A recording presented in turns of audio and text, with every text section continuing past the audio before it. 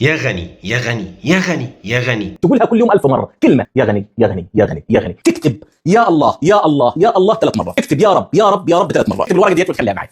ايه يا عم ده؟ ايه يا عم الافتكاسات دي؟ ايه الحاجات الغريبة اللي بتقولوها دي؟ جبتوا الكلام ده منين؟ النبي قال لك ولا انت حلمت شفت حلم وانت نايم فطلعت تقوله للناس وعاوز تشرع للناس وتقول لهم دين من عندك؟ صلى على النبي عليه الصلاه والسلام تحت في التعليقات عشان تسمع الكلام في غايه الخطوره. طبعا الكلام اللي انت سمعتوه ده كله فاكس وبتنجان في بتنجان، والكلام ده لم يرد عن النبي صلى الله عليه وسلم ولا حد من الصحابه. ما مش كل واحد عاوز يعمل شو فيجيب لك اي حاجه من الدين ويعملها دين. لا تقول يعني يا عم شريف بلاش نذكر ربنا. لا تذكر ربنا عادي مفيش مشكله، بس ما تخصصش ذكر معين بفضل معين لم يثبت عن النبي صلى الله عليه وسلم وتيجي تقول للناس قولوا ده وانتوا تاخدوا الثواب ده. جبت منين الثواب دوت؟ ولازم وحي ينزل عليك يا حبيب قلبي يقول لك ان انت بتعمل كده عشان تاخد الثواب ده. قال النبي صلى الله عليه وسلم عليكم بسنتي، وقال اياكم ومحدثات الامور، وقال من احدث في امرنا هذا ما ليس منه فهو رد. فده مردود عليه ودي بدعه. ما سمعناش ان النبي عليه الصلاه والسلام قال كده. ولا انت شايف نفسك افضل من النبي؟ انت بقى عاوز بقى تزايد عليه وتزود عليه تقول للناس انا جبت لكم عباده جديده وذكر جديد تقولوه بطريقه معينه. يا حبيبي الكلام ده كله غلط. ربنا قال للنبي عليه الصلاه والسلام واذكر اسم ربك، بس النبي ذكر ربنا ازاي؟ جاب سبحه وقعد يقول يا لطيف يا لطيف يا لطيف يا لطيف يا لطيف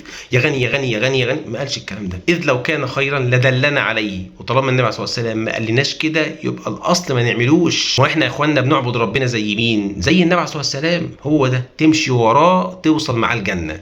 تحيد عنه وتنحرف وتفتكس عباده تبقى انت ماشي شمال خالص. تقول لي شمال هو بيعصي ربنا؟ ايوه يا حبيبي مش مساله بيعصي ربنا، ان هو بس بيبتدع وبيفتكس وبيخترع عباده او ذكر او دعاء معين ويقول للناس قولوه بعدد معين هتاخدوا ثواب معين. هي دي البدعه بعينها، الا اذا كان النبي عليه الصلاه والسلام قال عنها فساعتها تبقى هي سنه وليست بدعه. واحنا عاوزين الرزق يا عم شريف. عاوز الرزق قال الله عز وجل فقلت استغفروا ربكم انه كان غفارا يرسل السماء عليكم مدرارا ويمددكم بأموال وبنين ويجعل لكم جنات ويجعل لكم أنهارا. فربنا قال لك تستغفر وتكثر من الاستغفار يرزقك من هذه الأرزاق. وقال لك برضو ومن يتق الله يجعل له مخرجا ويرزقه من حيث لا يحتسب. ان انت تتقي الله عز وجل في حياتك، الحرام ما تعملوش والحلال تسارع ان انت تعمله. وممكن تقول اللي النبي عليه الصلاه والسلام كان بيقوله اللهم اني اسالك الهدى والتقى والعفاف والغنى. فالغنى هو النبي عليه الصلاه والسلام كان بيدعو ربنا ان هو يبقى غني، غني النفس بقى غني المال. لكن ايه الفايده انا اقول يا رزاق يا رزاق يا رزاق يا غني يا غني يا غني يا غني يا غني وفي الاخر اروح اعصي ربنا واستنى الفلوس تيجي من فوق السماوات؟ ازاي يعني؟ ما حدش ينشر اي كلام يسمعه من اي حد حتى لو كنت انا الا اذا كان في دليل صحيح بقوله من المنطلق ده سواء من القران او من السنه النبويه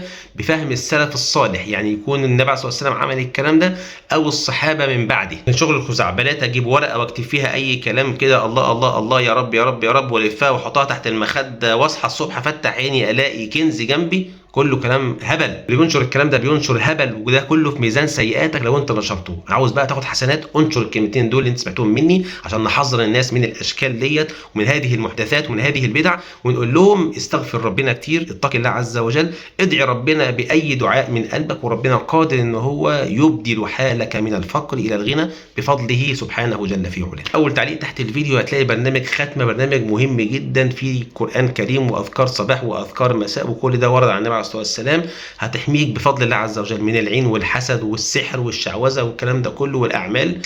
انت لسه ما صليتش على النبي يا عم الحاج صلى الله عليه وسلم.